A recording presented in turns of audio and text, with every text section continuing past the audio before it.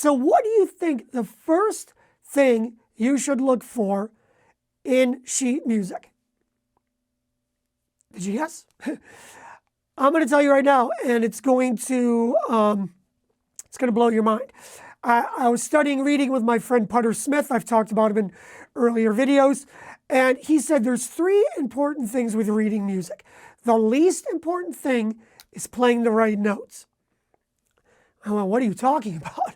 You got to play the right notes. He goes, well, yes, that's important. But more importantly than playing the right notes is playing the right rhythms.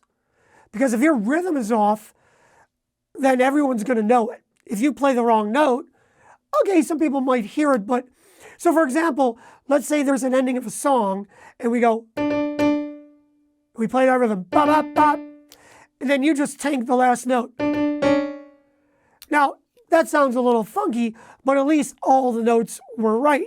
If you play a wrong rhythm, and you're the only person in the band that plays the wrong rhythm, ba ba ba boo, everybody knows you blew it. So actually getting your rhythms together are more important, or something you should sort out first, than even the right notes. What? And we'll flip that around a little bit. But the most important thing about reading music, and this is especially true if you're sight reading in the moment along with other people, don't get lost.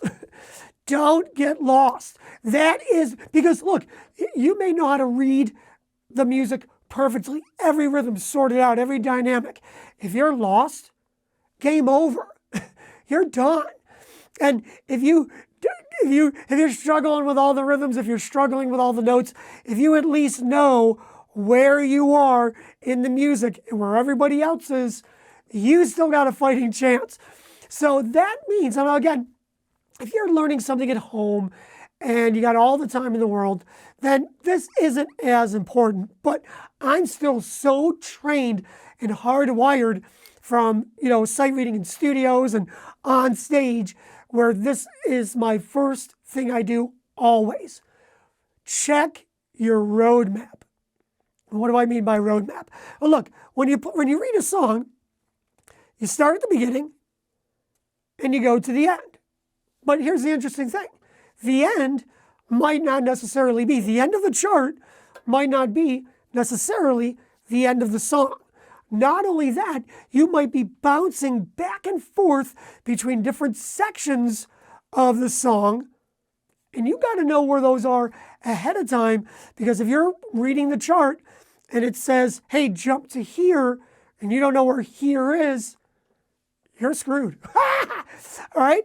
So we want to go over the roadmap. So let's go over this roadmap with this song.